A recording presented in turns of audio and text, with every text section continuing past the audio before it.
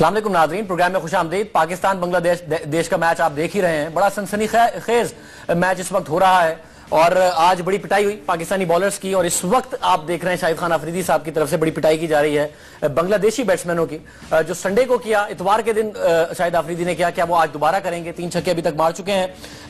रहमान को भेजने की लॉजिक मुझे अभी तक नहीं समझ में आई, ना ही कमेंटेटर्स को समझ में आ रही थी। आज पाकिस्तान जो खेला इस पर भी बात होगी और मैच के हवाले से भी हम साथ साथ गुफ्तगू करेंगे। कराची से मुझे ज्वाइन कर रहे हैं। पाकिस्तान में बहुत कम इतने जबरदस्त किस्म के विकेट कीपर्स गुजरे हैं जो अच्छे विकेट कीपर थे, साथ साथ बड़े ही उसूल पसंद खिलाड़ी रहे अपने पूरे करियर में। राशिद लतीफ साहब कराची से ज्वाइन कर रहे हैं। राशिद लतीफ साहब बहुत शुक्रिया। मिर्जा इकबाल बेग साहब ज्वाइन कर रहे हैं, नंबरों के बड़े पक्के हैं, बड़ा समझते हैं क्रिकेट को। मिर्जा इकबाल बेग साहब का शुक्रिया। और सुहेल तनवीर साहब हमें लाहौर से ज्वाइन करेंगे कुछ देर में, उनका भी बहुत शुक्रिया। राशिद लतीफ साहब, सर अफरीदी का बल्ला आज फिर घूम रहा है, कोई चांसेस नजर आ रहे हैं आपको यहां से पाकिस्तान के, जबकि रन रेट 11 से ऊपर चला गया था, 11.5 से ऊपर, और अब वापस 11 से नीचे लेके आया शाहिद खान अफरीदी? मेरे ख्याल से शाहिद अफरीदी जब तक पिच पे है पाकिस्तान के चांसेस बहुत ज्यादा हैं। अभी तकरीबन 7 ओवर बाकी हैं और अराउंड 70-75 रन होंगे। और जिस तरह से वो छक्के मार रहा है और जो बूस्टअप मिला है लास्ट मैच अगेंस्ट इंडिया जो खेला था, no doubt one of the great inning Shahid Afridi की। हालांकि वो 34 रन की थी, लेकिन पूरी कौम के लिए एक बड़ी मिसाल है। और आज के दिन भी मेरे ख्याल से शाहिद अफरीदी और फवाद आलम उनके साथ खड़ा रहे तो पाकिस्तान के चांसेस बनते हैं। आपके बात करने के दौरान अफरीदी ने एक और छक्का लगाया। आप समझते हैं वो जो इंडिया के खिलाफ इनिंग खेली है उससे बड़ा कॉन्फिडेंस बूस्ट हो गया लाला का, वरना लाला की बैटिंग में तो वो जान ही नजर नहीं आ रही थी, वो टच ही नजर नहीं आ रहा था। शायद का प्रॉब्लम ये है कि जब बैटिंग नहीं होती बोलता है मैं एज ए बॉलर खेल रहा हूँ, जब बॉलिंग नहीं होती बोलता है एज ए बैट्समैन खेल रहा हूँ। लेकिन उसको जाहिर सी बात है इस लास्ट मैच जो इंडिया के खिलाफ खेला है उसमें 2 छक्के जो अश्विन को मारे हैं वो बहुत बड़ा बूस्टअप है उसके करियर का। हालांकि लास्ट स्टेज पे अपने करियर के 1 साल और खेलेगा, वर्ल्ड कप तक खेलेगा, लेकिन यहाँ पे आके एक ऐसा मैच जिता देना जहाँ पाकिस्तान हार चुका था, मेरे ख्याल से वाकई में वो इनिंग उसको दोबारा से पुराने वाला शाहिद अफरीदी जो छक्कों के लिए मशहूर है उसको लेके आ गए। राशिद भाई, मैं नहीं जा रहा मिर्जा साहब की तरफ सवाल करने के लिए, क्योंकि मैं जितना आप बोले जा रहे हैं उतने ही छक्के लगते जा रहे हैं। 3 छक्के मार दिए तो मैं तो जब तक मैं इस वक्त सुपरस्टिशियस हो गया हूँ। मैं आप ही से बात कर रहा हूँ। फिर ये 3 छक्के मार दिए आप, लेकिन आप हाईलाइट मैच की मुझे तो जब बांग्लादेश मैच खेल रहा था तब लग रहा था कि हाईलाइट देख रहे हैं अभी मगर अफरीदी भी ऐसे खेल रहा है। 3 छक्के मार चुका है इस ओवर में। आप कह रहे थे आपको लगता है कि मैच ऑलमोस्ट नहीं यही वाला मैच है।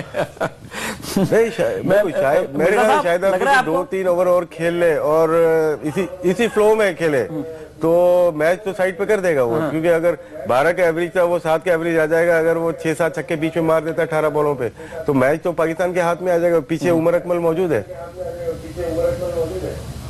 बिल्कुल बेहतर। मिर्जा साहब, क्योंकि अभी वो फैसला भी थर्ड अंपायर के पास गया हुआ, नॉट आउट हो गया, आउट नहीं हुआ शाहिद खान अफरीदी। जिस टच में नजर आ रहे हैं मिर्जा साहब, आपको लग रहा है मैच निकाल जाएगा शाहिद खान अफरीदी? इसके पीछे उमर अकमल भी मौजूद है। जी, चांसेस तो बड़े रोशन नजर आ रहे हैं, क्योंकि अगर आफरीदी का बल्ले से रन्स का सैलाब बहना शुरू होता है तो फिर उसके आगे कोई बंद नहीं बांध सकता। और जिस मैजिक टच में शाहजेब वो गुज़िश्ता मैच के बाद उसका कॉन्फिडेंस बड़ा बहाल हुआ है इब्तिदाई 2 मैचेस में नाकामी के बाद, तो लगता यही है अगर शाहिद आफरीदी क्रीज पर खड़े रहते हैं तो इम्कानात बहुत रोशन है पाकिस्तान की कामयाबी के। मुझे आप ये समझाइएगा कि ये जो रहमान को भेजने का फैसला था आज, 8 बॉलें वो खामखा जाया हो गई, या एक बेहतर फैसला था उस वक्त के साथ सारी विकेटें ना गिर जाएं, जो कि आमतौर पर पाकिस्तान के साथ होता है? एक अच्छा फैसला किया मिसबा ने, एक बुरा फैसला था उस वक्त भेजने का? कल जैसे हम बात कर रहे थे, क्योंकि हम स्टूडियो में होते हैं, हम कमेंट्स दे रहे थे कि रहमान को खिलाना चाहिए, लेकिन जाहिर सी बात है हम ग्राउंड पे मौजूद नहीं है, हमें पिच का बिहेवियर नहीं पता कि किस तरह की खेलेगी। और जब आज विकेट देखी, पिच देखी, तो उसके मुताबिक ये खेलता नहीं था। खिलाने का जो फैसला था वही गलत था। और उसके बाद इसको 7 नंबर पे अगर गया है तो चांस लिया होगा, क्योंकि ओवर ज्यादा थे। इन्होंने ये कोशिश की होगी शाहिद अफरीदी को जितने मिनिमम ओवर मिल सकें वो उसको मिले, लेकिन फिर भी ये फैसला किसी के समझ में नहीं आया और मुझे भी इतना समझ में नहीं आया। उमर अकमल को भेज सकते थे अगर शाहिद अफरीदी को सेव करना था तो। मुझे हमें सुहेल तनवीर साहब ने भी ज्वाइन किया है, बहुत शुक्रिया उनका। बट मिर्जा साहब मुझे जरा ये बताइएगा, क्योंकि मैं जैसे प्रोग्राम के इंट्रो में भी कह रहा था और हमेशा मैंने आपको देखा आपके नंबर्स इतने पक्के हैं, वनडे या टेस्ट क्रिकेट की हिस्ट्री में ये कभी हुआ कि स्पिनर ने इस तरीके से 3 बॉल्स कराई और जिस तरीके से रहमान ने कराई और बगैर कोई ऑफिशियल डिलीवरी कराए 8 रन देके साइड में हो गया, हुआ है कभी ऐसा?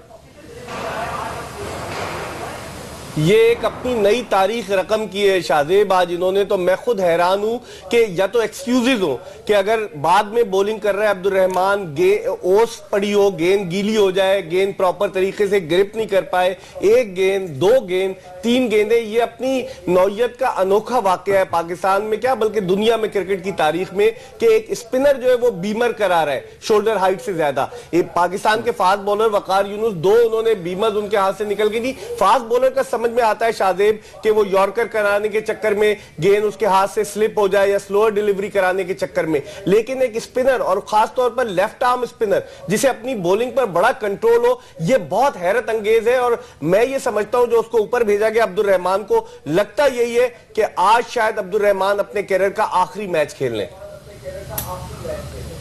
ओहो, ये चले जो नंबर्स हैं वो तो ये कह रहे हैं कि आज से पहले ऐसा हुआ नहीं, मगर तजर्बा और अकल क्या कहती है, ऐसा हो कैसे गया? रहमान का एक्सपीरियंस भी है, तजर्बा भी है, पहले भी खेल चुका है, ऐसा हो कैसे सकता है कि एक बॉलर और 3 इस किस्म की डिलीवरी करा दे? ये अकल क्या कहती है इस बारे में?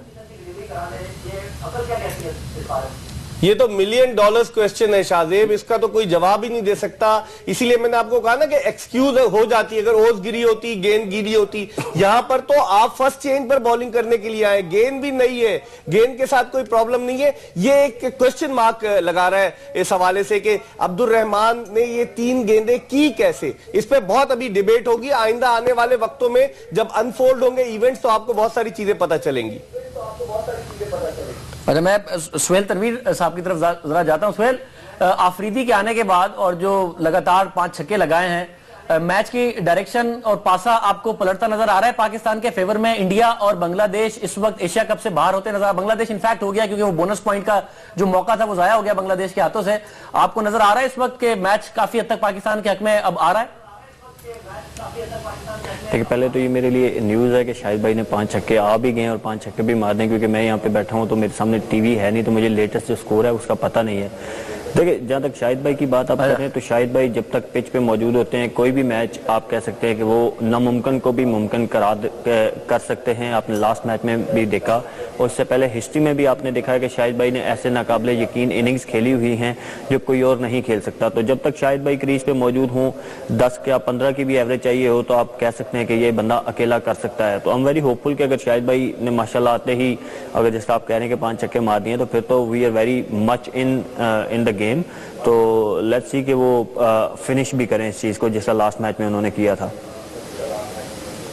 अरे मैं आप सुहेल, क्योंकि वो आपने फॉलो नहीं किया तो मैं एक और बात बता दूं कि जो अब्दुल रहमान है उनको भेजा गया, हालांकि पीछे उमर अकमल और शाहिद खान अफरीदी मौजूद थे और 8 बॉलों पर कोई 8 रन बनाकर अब्दुल रहमान आउट हो गए, उनसे शॉट लग भी नहीं रहा था। आज से पहले का उनका स्ट्राइक रेट भी 52 का है, 100 के करीब आसपास भी स्ट्राइक रेट नहीं है। ये जो डिफेंसिव कोई स्ट्रेटेजी थी मिसबा की, आप उससे अग्री करते हैं अब्दुल रहमान जैसे प्लेयर को भेजना उमर अकमल और शाहिद अफरीदी के पीछे होते हुए 39वें ओवर में?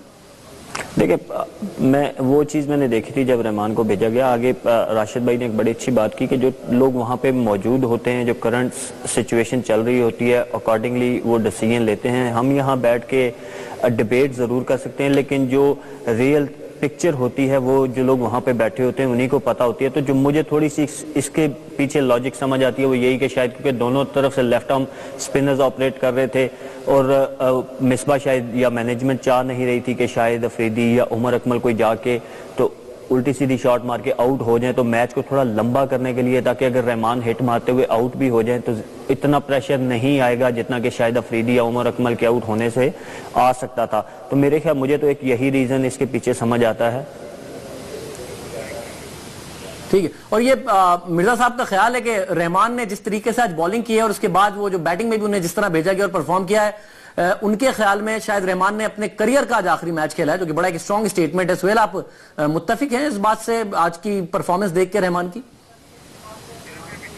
देखिए, ये इकबाल भाई की स्टेटमेंट है, वो हमेशा से माशाल्लाह से बड़ी स्ट्रांग स्टेटमेंट देते हैं और बड़ी गहरी नज़र है उनकी क्रिकेटर पे, क्योंकि मैं खुद क्रिकेटर हूँ, मुझे पता है क्रिकेटर की लाइफ में इस तरह के दिन आते हैं जब कुछ भी आपकी एक्सपेक्टेशन के मुताबिक नहीं हो रहा होता, जो आप करना चाह रहे होते हैं वो नहीं हो रहा होता।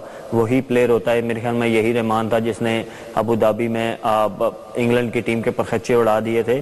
तो ये क्रिकेटर की लाइफ में होता है समटाइम इस तरह के दिन। मतलब लॉजिक में मुझे भी कुछ समझ नहीं आती, जिस तरह इकबाल भाई ने बोला कि इसके मतलब आप कोई भी एक्सक्यूज इसका दे ही नहीं सकते कि एक फिंगर स्पिनर हो, रिस्ट स्पिनर हो तो फिर भी बात बनती है कि लेग स्पिनर के हाथ से बॉल छूट जाता है, लेकिन एक ऑर्थोडॉक्स स्पिनर के हाथ से इस तरह बॉल छूटना, उसकी कोई लॉजिक नहीं दे सकते। लेकिन एंड ऑफ द डे मैं यही कहूँगा कि ये किसी भी प्लेयर की लाइफ में आता है। एक बुरा तरीन दिन मैं कहूंगा रहमान के कैरियर का होगा शायद, कि उन्होंने शायद इस तरह कभी जिंदगी में 3 लो फुल टॉस भी नहीं किए होंगे, आज तो उन्होंने वेस्ट टाइप फुल टॉस कर दिए।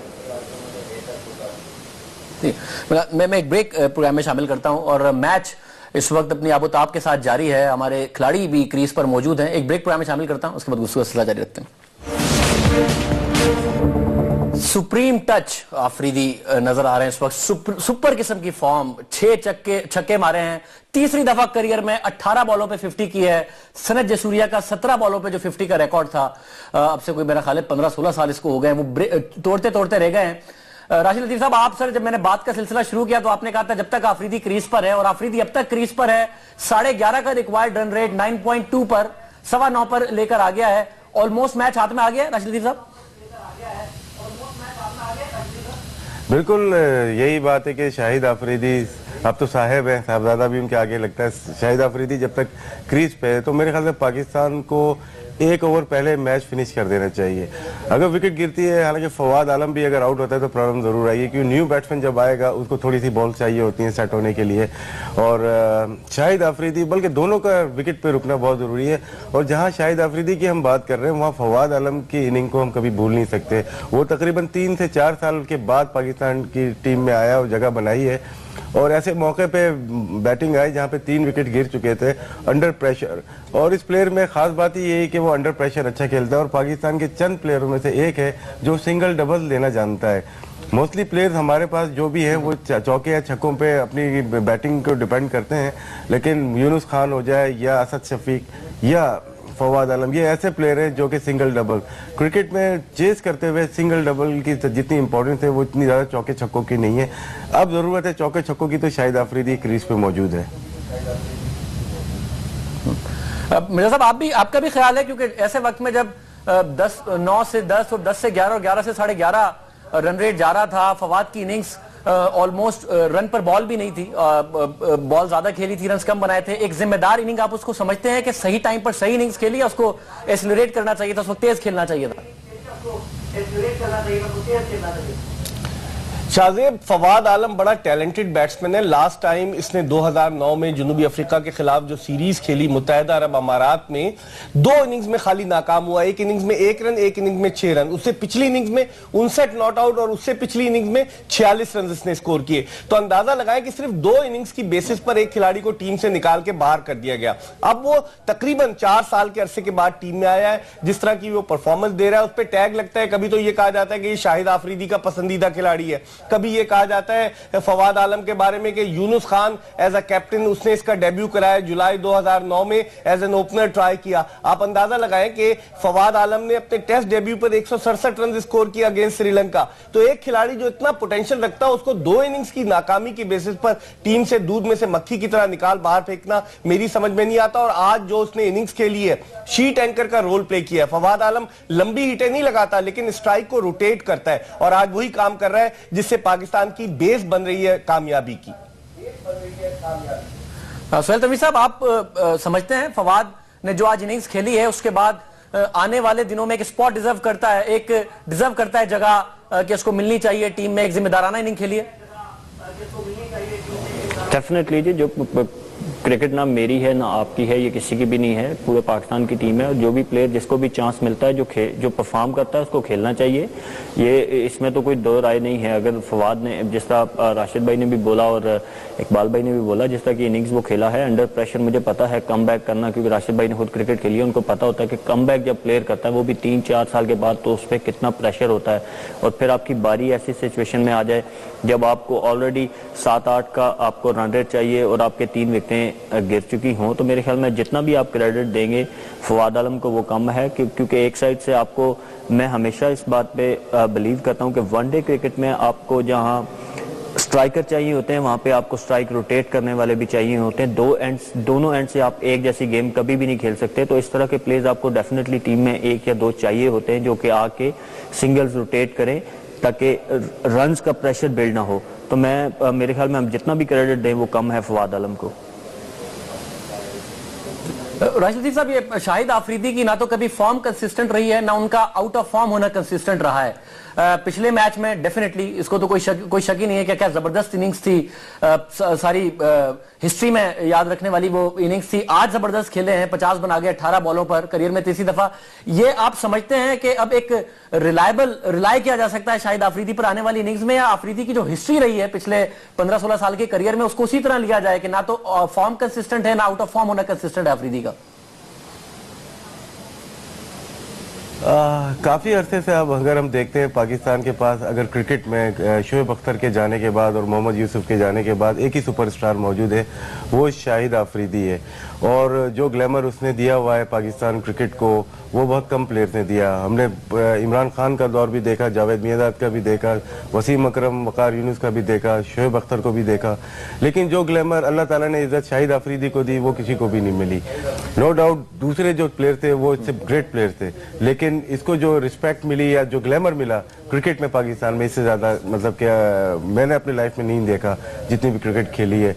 बाकी फॉर्म आना जाना डिफरेंट चीज़ है, लेकिन बॉलिंग में थोड़ा बेहतरी नजर आई है। 2013 में जब ये इसका कमबैक हुआ उसके बाद तकरीबन 28 मैच में 30 विकेटें ली, जिसमें 14 मैच में से विकेट नहीं ली, और कुछ इनिंग ऐसी खेली, ज़्यादा नहीं खेली, 4 से 5 इनिंग खेली जिसमें मैच को टर्न किया। और ऐसे प्लेयर्स हमें चाहिए। एक बैड लक हमारी जो है वो एक इसके साथ का एक पार्टनर हमें चाहिए। वो ऑलराउंडर जो अजहर महमूद जैसे हुआ करते थे या अब्दुल रज़ाक हमारे पास हुआ करते थे वो मिसिंग है। हमारे पास शाहिद आफरीदी के बाद जो 4 बॉलर्स हैं वो बैटिंग इतनी अच्छी नहीं कर पाते। अगर शाहिद आफरीदी को एक सपोर्ट मिल जाए नीचे से, जैसे अभी उमर अकमल की मिलेगी, तो मेरे ख्याल से ज़्यादा बेहतर परफॉर्म कर सकता है। लेकिन फिर भी बहुत हाई क्लास परफॉर्मेंस आप कह सकते हैं, वर्ल्ड क्लास नहीं है, लेकिन जब भी इसने साउथ अफ्रीका के 2 वनडे उठा के देख लें, डिविलियर्स को आउट किया जो आउटस्टैंडिंग फॉर्म में था, उसके बाद दुबई की हम परफॉर्मेंस देखते हैं, वहां पे संगाकारा को उसने आउट किया, महिला जयवर्धने को उसने आउट किया, मेन विकेट्स को वो आउट करता है। हालांकि 2 विकेट भी लेगा लेकिन मेन प्लेयर को डैमेज कर जाता है, जिससे इसकी वजह से इसका टीम में होना बहुत जरूरी है। ठीक, मैं मिर्जा साहब, ये इस वक्त की जो सूरत हाल है, क्योंकि मुझे प्रोड्यूसर साहब बता रहे हैं कि कहीं टिकट्स भी चल गए कि पाकिस्तान ऑलरेडी फाइनल के लिए क्वालिफाई कर गया है। बांग्लादेश तो बोनस पॉइंट नहीं ले सका। अगर पाकिस्तान यहां से लूज भी करता है और इंडिया अफगानिस्तान को बहुत बुरी तरह भी हराता है विद बोनस पॉइंट, तब भी क्या पाकिस्तान फाइनल के लिए क्वालिफाई कर गया है, या आपके ख्याल में अभी सिचुएशन सर्टन नहीं है, यकीनी तौर पर नहीं कही जा सकती? मिर्जा साहब,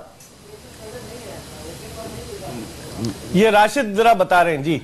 इसमें देखें मैथमेटिकली अभी तक नहीं पहुंचा, क्योंकि पाकिस्तान यहां से पॉइंट लेके मतलब कि अगर ये मैच जीत जाता है तो पाकिस्तान क्वालिफाई कर गया। अगर पाकिस्तान हार जाता है तो बांग्लादेश 4 पॉइंट पे आ जाएगा, और अगर बांग्लादेश अगला मैच 5 पॉइंट के साथ जीत जाता है तो 9 पॉइंट्स पे आ जाएगा, तो पाकिस्तान वहां से बाहर हो जाता है। क्योंकि नेट रन रेट नहीं, फिर हेड टू हेड देखा जाएगा। हेड टू हेड बांग्लादेश ने पाकिस्तान को हराया होगा। और दूसरी तरफ हम देखेंगे अफगानिस्तान ने अगर हार गया 5 पॉइंट लॉस करके इंडिया से, तो सबके पॉइंट बराबर हो जाएंगे। सबने एक दूसरे को राउंड में लीग के मैचेस में हराया होगा तो 9 पॉइंट इक्वल हो जाएंगे। तो वहां पे नेट रन रेट देखा जाएगा कि आपने कितने रन बनाए कितने ओवर में, और आपके खिलाफ कितने रन बने कितने ओवर में। उसके बाद डिसाइड होगा कि कौन सी टीम फाइनल में जाएगी।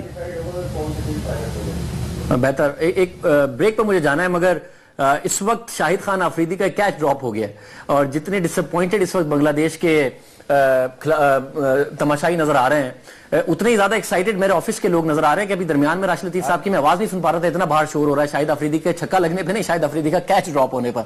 एक ब्रेक में प्रोग्राम में शामिल करता हूं, मैच जारी है और मैं जरा मजीद तजिया भी हासिल करूंगा। मैच खत्म होता है तो उसके खत्म होने पर भी, और जो पाकिस्तान की बॉलिंग परफॉर्मेंस है जो कि बड़ी मायूस कुन है रही है कि अच्छा परफॉर्म करते हैं तो सारे बॉलर करते हैं, बुरा करते हैं तो सारों ने बुरा परफॉर्म किया है। ये क्या वजह थी कि सभी ने एक साथ बुरा परफॉर्म किया? पिच का मसला था या पाकिस्तान ने वाकई बड़ा मायूस किया बॉलिंग में? एक ब्रेक के बाद प्रोग्राम में दोबारा खुश आमदीद नाजरीन। शाहिद खान आफरीदी जरा इंजरी हो गई थी, स्ट्रगल कर रहे थे, उसके बावजूद 25 बॉलों पे 59 रन बनाकर आउट हो गए हैं। 18 पे 31 चाहिए।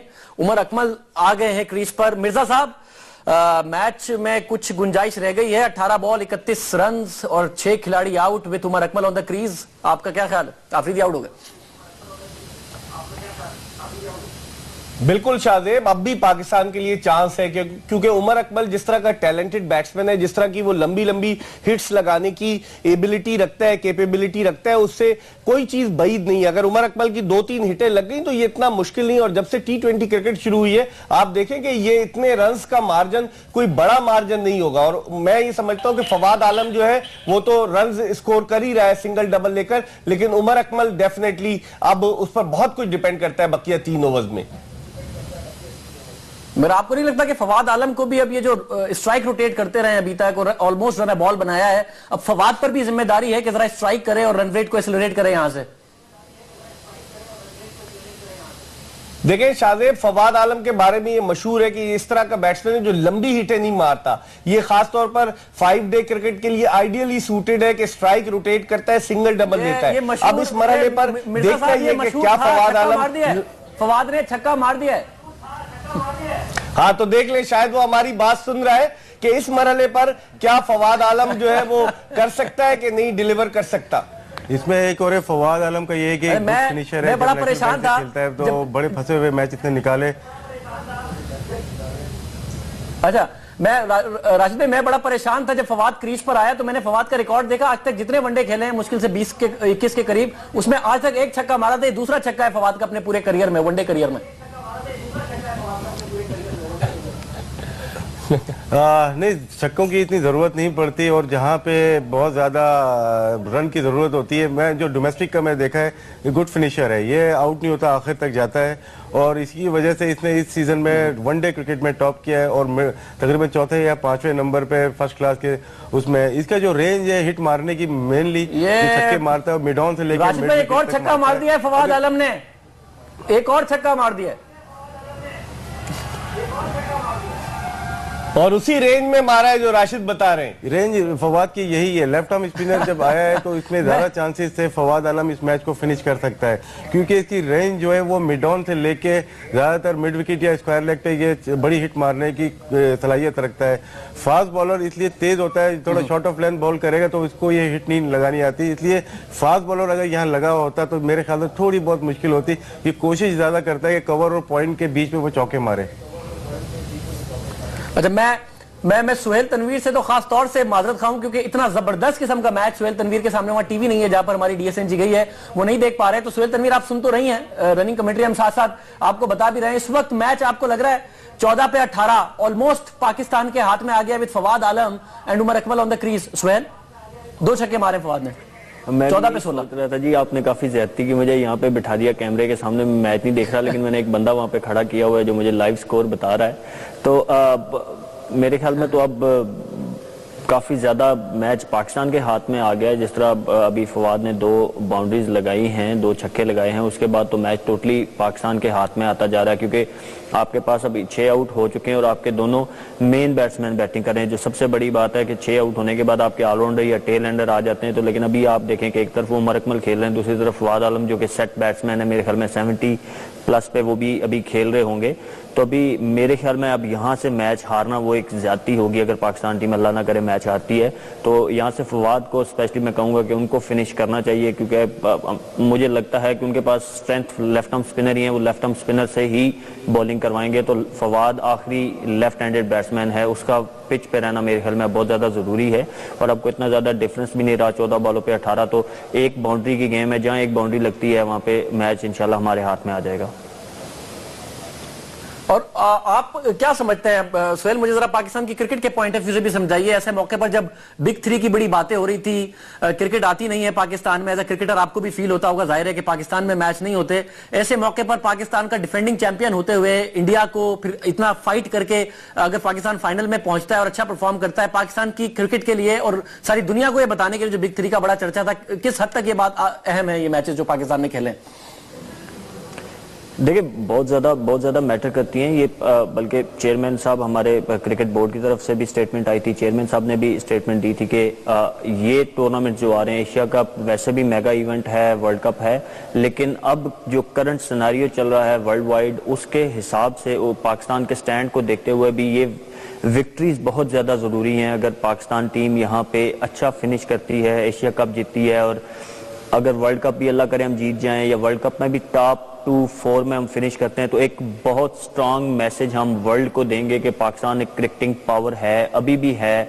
और फिर जो एक वो हम अपने मौकफ पे डटे हुए हैं, जो क्रिकेट बोर्ड का मौकफ है, उस पे डटे रहने का एक और आप कहें कि एक हेल्दी साइन और मिल जाएगा, एक पुश मिलेगा इस परफॉर्मेंस से। हम दुनिया को एक मैसेज देंगे, स्ट्रांग मैसेज देंगे कि पाकिस्तान एक स्ट्रांग क्रिकेटिंग नेशन है। तो मेरे ख्याल में ये परफॉर्मेंसेस बहुत ज्यादा मैटर करती हैं। वैसे तो हर इवेंट ही बहुत इंपॉर्टेंट होता है, लेकिन इस इशू को लेके मेरे ख्याल में अब बहुत ज्यादा जरूरी है कि अल्लाह ताला ने जहाँ, मेरे ख्याल में, और मैं जरूर कहूंगा कि अल्लाह ताला शायद हमारी हेल्प कर ही रहा है। जिस तरह आपने इंडिया के खिलाफ मैच देखा, वो जिस तरह हम जीते हैं, जिस तरह आज का मैच अभी हम लोग जीत रहे हैं, तो मेरे ख्याल में अल्लाह ताला की हेल्प शामिल है इसमें, वरना तो बहुत ज्यादा मुश्किल सूरत हाल बन गई थी हमारे लिए। राशिद जी साहब, मैं ये सवाल आपकी तरफ भी लेके आऊंगा कि जब इतनी ज्यादा बात हो रही थी और बड़ा यहां पर मायूसी पाई जाती थी बिग थ्री के भी हवाले से, पाकिस्तान में क्रिकेट आती नहीं है, ये बड़ा तगड़ा किस्म का पैगाम गया है कि जी हमारे बगैर क्रिकेट में वो मजा नहीं है। हम भी, अगर क्रिकेट में मजा चाहिए आपको, मजेदार क्रिकेट चाहिए आपको, तो पाकिस्तान एक बड़ा सॉलिड किस्म का पावर है उसमें।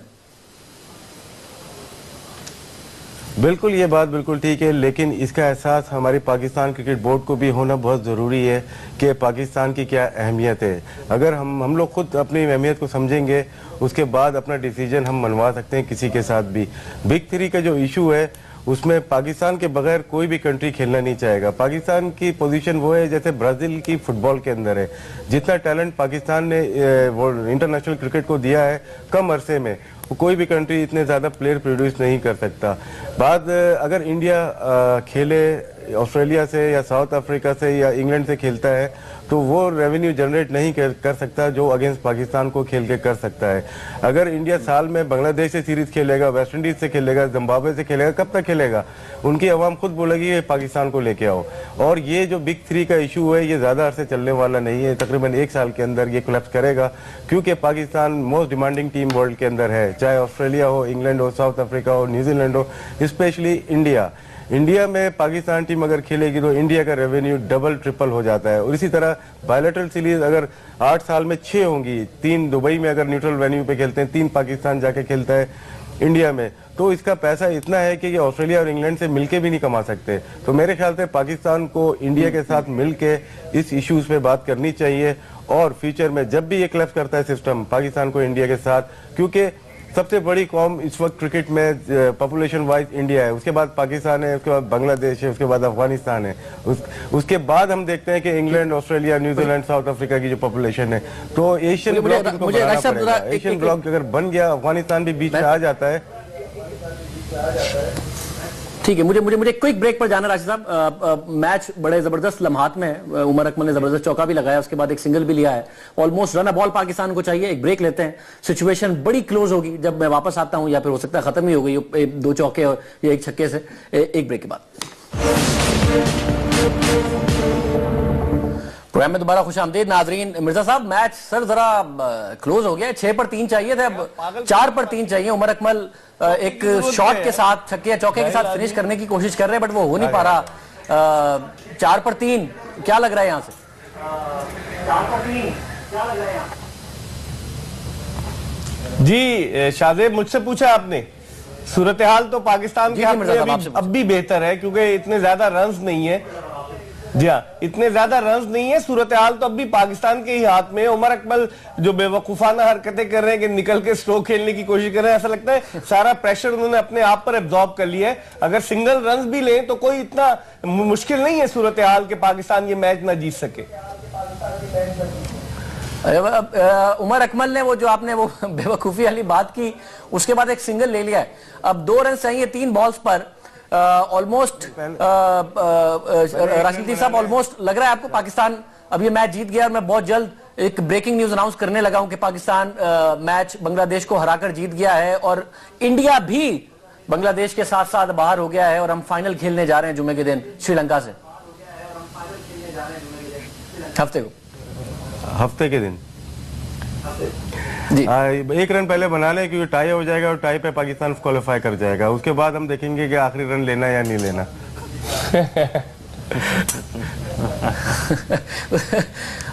उसके बाद देखा जाएगा। आफरीदी बड़ी तकलीफ में नजर आ रहे हैं, कोई मेजर किस्म की इंजरी ना हो गई। आफरीदी की बड़ी फाइनल में जरूरत पड़ने वाली है पाकिस्तान को। मेरे ख्याल से 50 ओवर फील्डिंग करने के बाद इतने ह्यूमिड में